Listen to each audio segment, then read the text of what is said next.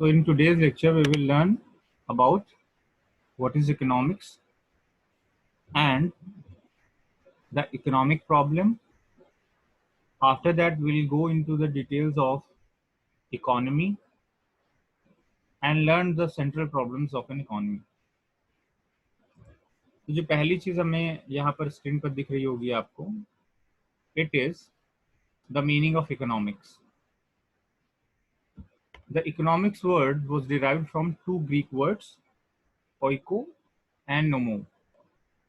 Oiko meant a house and nomos का मतलब होता था to manage. तो इकोनॉमिक्स को हम कह सकते थे कि जैसे ये यूज हुआ करता था एंशियंट ग्रीक टाइम पर, उस समय इसका मतलब होता था होम मैनेजमेंट। और जैसे कि सभी हाउस होल्ड्स में एक लिमिटेड फंड्स होते हैं जिससे कि हाउस को मैनेज करना होता है, परिवार की ज़रूरतों को मैनेज करना होता है, वैसे ही एंशियंट ग्रीक में भी इसी तरीके से हुआ करता था। और वहां पर इस चीज को, जो हाउस होल्ड मैनेजमेंट था, उसी को नाम दिया जाता था इकोनोमोस, जिसका मतलब इकोनॉमिक्स, मॉडर्न इंग्लिश में जिसको इकोनॉमिक्स बोला जाता है। अगर एक सिंपल डेफिनेशन की बात करें तो जो सिंपलेस्ट डेफिनेशन हो सकती है अभी के लिए आपके समझने के लिए, अभी हम लोग प्रॉपर डेफिनेशंस पर भी आएंगे, लेकिन स्टार्टिंग में आपको समझने में दिक्कत ना हो इसलिए एक सिंपल डेफिनेशन आप इसकी समझ लीजिए। इकोनॉमिक्स को हम कह सकते हैं that it is that branch of social science that deals with economic problems and how an individual or society behaves under this problem. हम कह सकते हैं कि इकोनॉमिक्स जो है वो इकोनॉमिक प्रॉब्लम से डील करता है और कैसे कोई इंडिविजुअल या कैसे कोई सोसाइटी या कह सकते हैं कैसे इकोनॉमी इन प्रॉब्लम्स के होने पर बिहेव करती है या उनका कैसा रिस्पॉन्स होता है इस प्रॉब्लम को लेकर के, वही हमारा इकोनॉमिक्स का मैटर ऑफ स्टडी है। पहली लाइन में एक चीज और लिखिए कि ये एक सोशल साइंस है। सोशल साइंस जैसे आपने क्लास 10th में भी पढ़ा हुआ है, सोशल साइंस में हिस्ट्री, ज्योग्राफी, बाकी चीजें आपने पढ़ी है, पॉलिटी पढ़ी हुई है, तो इकोनॉमिक्स भी सोशल साइंस का ही एक पार्ट है। इनफैक्ट सोशल साइंस वो सारे सब्जेक्ट्स को कंटेन करता है, इंक्लूड करता है जो कि सोसाइटी पर बेस्ड होते हैं या सोसाइटी में जिनकी स्टडी की जाती है और जिसमें इंडिविजुअल्स के, जो सोसाइटी के मेंबर्स हैं, उनके आपस के रिलेशनशिप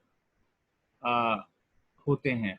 तो ऐसे सब्जेक्ट मैटर्स को सोशल साइंस कहा जाता है। इकोनॉमिक्स में भी हम देखेंगे कि इसकी जो भी स्टडीज हैं या इसमें जो भी प्रिंसिपल्स डेवलप किए जाते हैं वो सोसाइटी के रिस्पॉन्स पर बेस्ड होते हैं, सोसाइटी के आपस में इंटरेक्शन पर बेस्ड होते हैं, इसलिए हम इसको एक सोशल साइंस कहते हैं। अब हमने पढ़ा कि इकोनॉमिक्स जो है वो इकोनॉमिक प्रॉब्लम से डील करती है।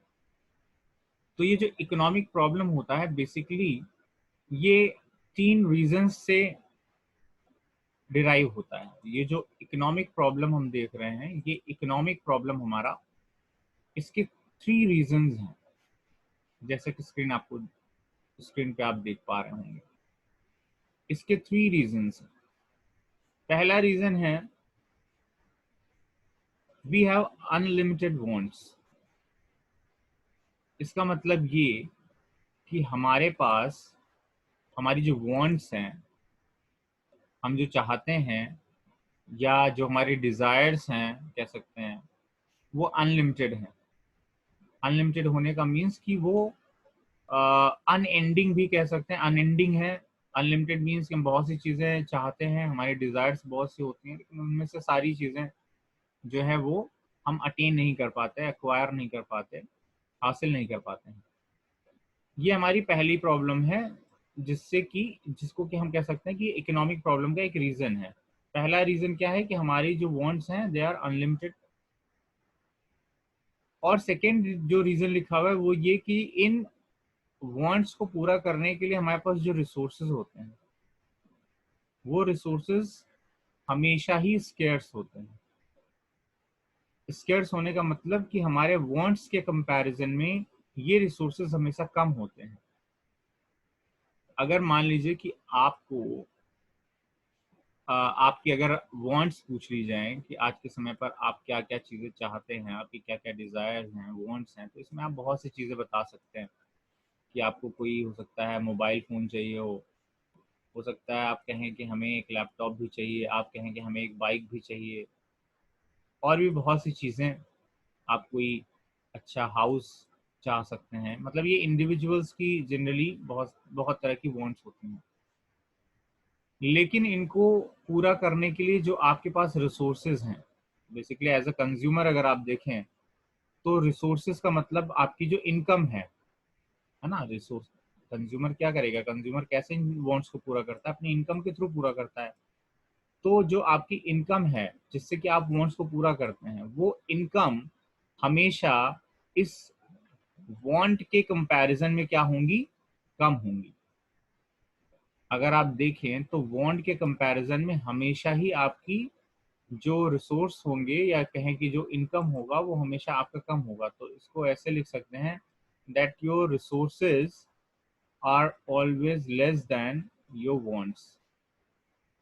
इसीलिए हम कह रहे हैं कि रिसोर्सेज क्या है, स्केर्स हैं। Resources are less than wants. जो वांट्स को पूरा करने के लिए जितने रिसोर्सेज आपको चाहिए उतने रिसोर्सेज आपके पास नहीं है, और आपकी वांट्स जो हैं वो आपके रिसोर्सेज से पूरी नहीं हो पा रही हैं, इसलिए हम कह रहे हैं कि ये स्केर्स है। तो पहला रीजन क्या है कि अनलिमिटेड वांट्स हैं। दूसरा रीजन हमने ये पढ़ा कि जो रिसोर्सेज जिनसे इनको पूरा करना है वो स्केर्स हैं। और रिसोर्सेज से रिलेटेड एक और प्रॉब्लम है कि these resources have alternative uses, या यहाँ पर अगर मे हैव लिखें तो ज्यादा अच्छा है, मे हैव अल्टरनेटिव यूजेस। जो रिसोर्स आपके पास है, सपोज इनकम की बात कर रहे थे तो इनकम को ही ले लेते हैं। जो इनकम आपके पास है, आपके पास इस इनकम के इस्तेमाल करने के बहुत से तरीके हैं, ऑल्टरनेटिव यूजेस हैं। आप इस इनकम को बहुत सी चीज़ों में इस्तेमाल कर सकते हैं, मल्टीपल वेज हैं इसको यूज़ करने के।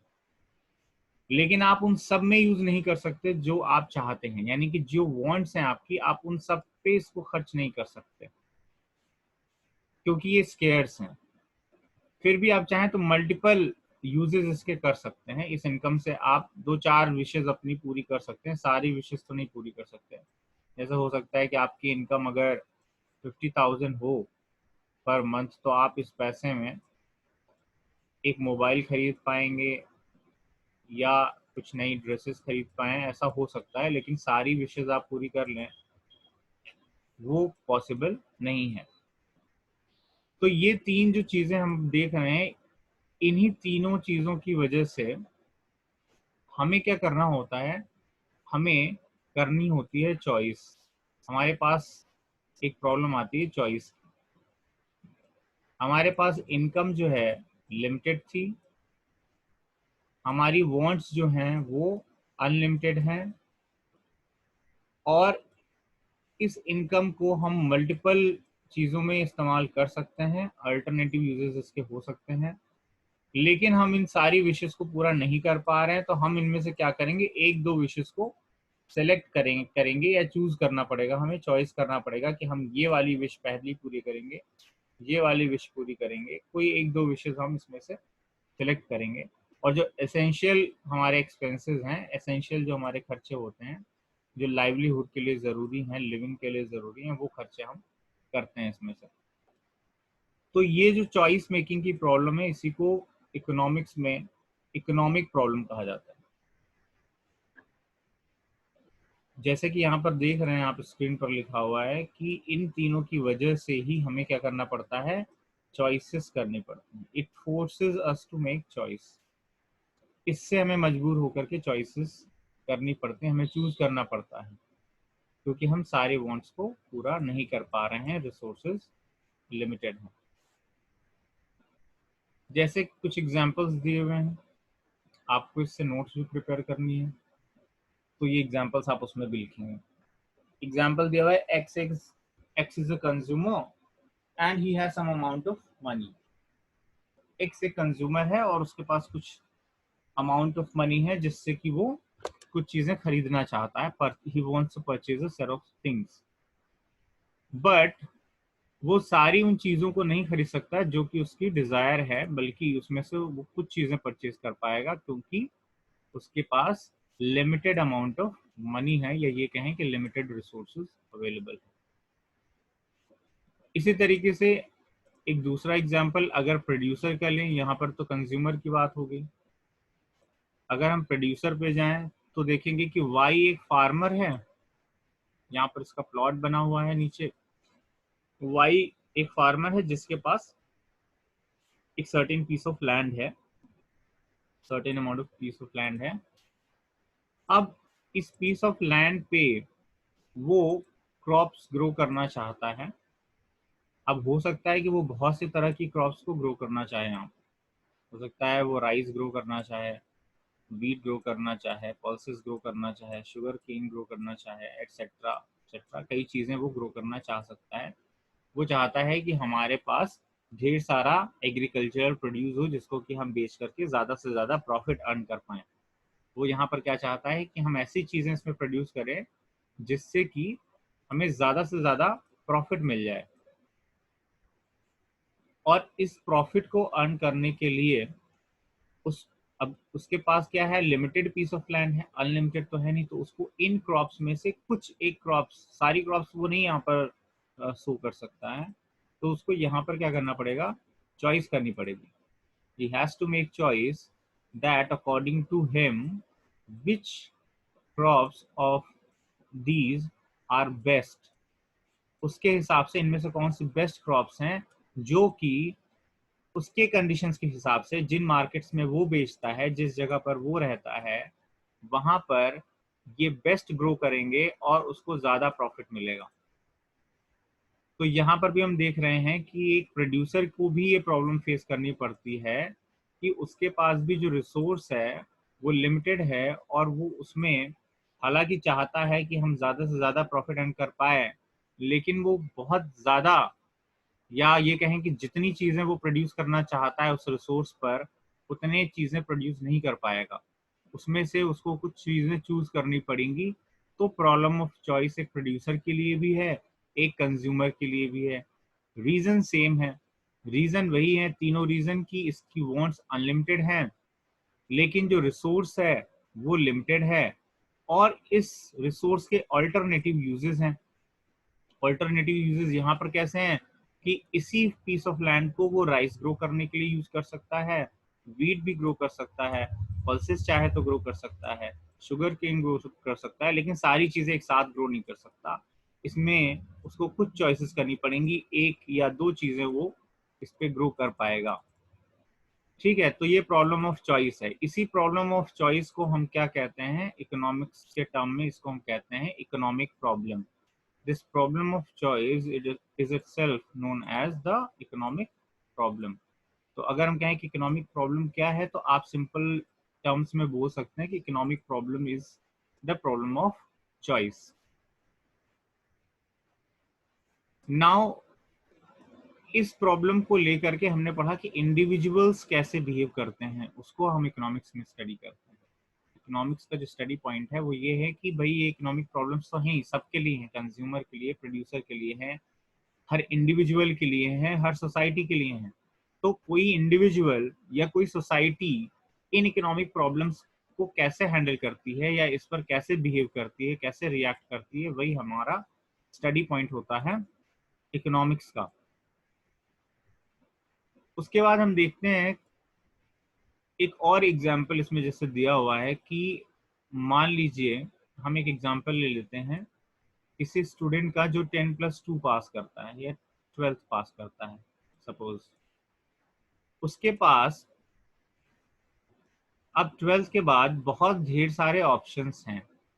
अगर हम उसके पहले बात करते हैं कि वांट्स की, तो हो सकता है कि उसकी वांट हो, सपोज वो उसने कॉमर्स से पढ़ा हुआ है, उसकी वांट है कि वो सीएस बन जाए, और हमारी वांट्स, स्टूडेंट की वांट्स तो हमेशा काम नहीं करती, तो उसके पेरेंट्स भी चाहते होंगे, कोई चाहता है कि सीए बन जाए, कोई कहेगा कि नहीं तुम जो है लॉ कर लो, उसके बाद कोई सलाह देगा नहीं तुम बैंक की तैयारी कर लो, कोई कहेगा नहीं तुम एसएससी की तैयारी कर डालो। इस तरीके से ढेर सारे ऑप्शंस आ जाते हैं, लेकिन वो एक साथ ये सारी चीजें नहीं कर सकता है। उसके पास ऑप्शंस तो बहुत से हैं। 12th करने के बाद उसको ढेर सारे ऑप्शंस समझ में आएंगे, कुछ उसको खुद समझ में आएंगे, कुछ उसको और लोग बताएंगे कि ये कर सकते हैं, लेकिन वो सारी चीजें एक साथ नहीं कर सकता। यानी उसकी वांट्स या डिजायर्स तो हो सकती हैं कि काफी हो, लेकिन वो सारी चीजें एक साथ नहीं कर पाएगा। रीजन बीइंग कि जो उसके पास रिसोर्स है वो लिमिटेड है। अब एक स्टूडेंट के लिए क्या रिसोर्स यहाँ पर हो सकता है? उस स्टूडेंट के लिए अगर हम रिसोर्स की बात करें तो रिसोर्स के तौर पर होगा जो वो अमाउंट ऑफ मनी स्पेंड करना चाहता है, जो वो फीस पे कर सकता है अपनी एजुकेशन पर, वो उसका रिसोर्स हुआ। प्लस हम उसका टाइम मान लेते हैं कि टाइम जो वो देगा पढ़ाई पर, वो भी उसका एक रिसोर्स हुआ। तो अब कोई स्टूडेंट ऐसा नहीं होगा जिसके पास अनलिमिटेड फीस पे करने का पैसा हो और अनलिमिटेड टाइम हो। ये दोनों ही चीजें नहीं हो सकती। तो ये रिसोर्सेज क्या है? लिमिटेड हैं। अब इसी 24 घंटे जो हर दिन मिलते हैं उसमें ही, और जो उसकी फादर की इनकम है, जितना वो फीस पे कर सकते हैं, उन दोनों चीजों को सोच करके समझ करके उसे इन ढेर सारे ऑप्शंस में से क्या करना पड़ेगा? चूज करना पड़ेगा। तो यहाँ पर भी उसके पास क्या है? एक प्रॉब्लम ऑफ चॉइस है। यानी सारी इकोनॉमिक एक्टिविटीज में, पूरे इकोनॉमी में हम देख रहे हैं क्या है? इकोनॉमिक्स का बेस यही है कि डिफरेंट प्रॉब्लम्स होती हैं, प्रॉब्लम ऑफ चॉइसेस होती हैं, जिनमें से हमें सेलेक्ट करना होता है किसी एक को। तो एक सिंपल तरीके से अगर कहें, ये जो लिखा हुआ है आप इसको देखिए, economic problem is basically the problem of making choice. Economic problem क्या है? प्रॉब्लम ऑफ मेकिंग चॉइस है। और इस मेकिंग चॉइस की प्रॉब्लम में, यानी जो चॉइस हमें करनी होती है, उस प्रॉब्लम में हम क्या करते हैं? हम अपने रिसोर्सेज को एलोकेट करते हैं। रिसोर्सेज को एलोकेट करने का मतलब कि जो रिसोर्स हमारे पास हैं, लिमिटेड हैं, ये तो हमें पता ही है, उनको हमें अपनी डिफरेंट डिफरेंट विशेष को पूरा करने के लिए एलोकेट करना होता है। सारी विशेष तो पूरी नहीं कर सकते, तो हमने उसमें से कुछ एक आध विशेष सेलेक्ट कर ली। अब उन विशेष में हमें उसको एलोकेट करना पड़ेगा। पहले वाले एग्जाम्पल में चले जाते हैं जहां पर उसकी इनकम 50,000 थी सपोज। तो अब उस 50,000 रुपीज को उसको क्या करना पड़ेगा? उसके डिफरेंट वॉन्ट्स पर एलोकेट करना पड़ेगा। सबसे पहले वो क्या चीजें देखेगा? सबसे पहले वो देखेगा अपने एसेंशियल रिक्वायरमेंट्स जो हैं। जैसे खाने पीने का खर्चा निकाल लिया उसने एसेंशियल में, सपोज 10,000 रुपए। मकान का किराया निकाल लिया 5,000 रुपए। और जो एसेंशियल एक्सपेंसेस हैं वो हटा लिए। अब जो बचा उसके पास, वो उसमें से कुछ पैसे अपने अदर वांट्स को, सेकेंडरी वांट्स को भी दे देगा। जैसे उसने सपोज इस मंथ में नया मोबाइल फोन परचेज कर लिया 20,000 रुपए का, और उसके अलावा कुछ वो सेविंग्स भी अपनी करेगा। तो इस तरीके से इसको क्या किया? इस इनकम को इस पर्सन ने एलोकेट किया। अपनी जो रिसोर्सेज हैं, जो उसकी इनकम है, उसको उसने डिफरेंट वांट्स पर एलोकेट किया। इसी को कह रहे हैं एलोकेटिंग द रिसोर्सेज या एलोकेशन ऑफ रिसोर्सेज। और ये एलोकेशन ऑफ रिसोर्सेज वो अपने हिसाब से बेस्ट पॉसिबल वे में करना चाहेगा, तभी उसको उसका बेनिफिट मिल पाएगा। यानी कि इकोनॉमिक्स से मान के चलता है कि सारे इंडिविजुअल्स जो हैं वो रैशनल थिंकर्स हैं, वो सोच समझकर डिसीजन लेते हैं। और वो कैसा बिहेव करते हैं, कैसा डिसीजन लेते हैं, वही हमें इकोनॉमिक्स में सीखना होता है। फिर देखिए लिखा है कि जब इसको ये बेस्ट पॉसिबल वे में यूज करता है तो इसको मैक्सिमम सेटिस्फैक्शन मिलेगा या तो मैक्सिमम प्रॉफिट मिलेगा। अगर वो कंज्यूमर है तो वो मैक्सिमम सेटिस्फैक्शन के लिए स्पेंड करेगा, यानी वो अपने पैसों को इस तरह से, रिसोर्सेज को इस तरह से स्पेंड करेगा, एलोकेट करेगा कि उसको मैक्सिमम सेटिस्फैक्शन मिले। यानी पहले उन सारी चीज़ों को वो यूज करेगा, परचेज करेगा, जिससे कि उसको ज़्यादा सेटिस्फैक्शन मिलती है या जिसकी उसको ज़्यादा ज़रूरत है। अगर वो प्रोड्यूसर है तो वो अपने रिसोर्सेज को, जैसे कि हमने ऊपर लैंड वाले एग्जांपल में देखा था, उसमें वो इस तरीके से इसको इस्तेमाल करेगा कि उसको मैक्सिमम प्रॉफिट मिल जाए। वो मार्केट में पता करेगा कि किन क्रॉप्स के रेट अच्छे चल रहे हैं, फिर इस चीज़ को भी वो पता करेगा कि क्या वो क्रॉप्स हमारे फील्ड में अच्छे से होंगी कि नहीं होंगी, हमारे क्लाइमेटिक कंडीशन के हिसाब से क्या वो चीज़ें सूटेबल हैं कि नहीं हैं। उसके लिए जो चीज़ें ज़रूरी हैं, जो फर्टिलाइज़र्स चाहिए, जिस तरह की सॉइल चाहिए, जितना पानी चाहिए, जितनी धूप चाहिए, क्या वो सारी चीज़ें अवेलेबल हैं कि नहीं है। और जब उसको पता चलेगा कि हाँ, ये क्रॉप हमारे फील्ड पर अच्छे से होगी और इसके दाम भी मार्केट में अच्छे मिल जाएंगे, तब वो उसको प्रोड्यूस करेगा। यानी वो चाहता क्या है, maximum profit. Producer wants maximum profit, consumer wants maximum satisfaction. और इन दोनों को हासिल करने के लिए वो अपने रिसोर्सेज को एलोकेट करते हैं बेस्ट पॉसिबल वे में।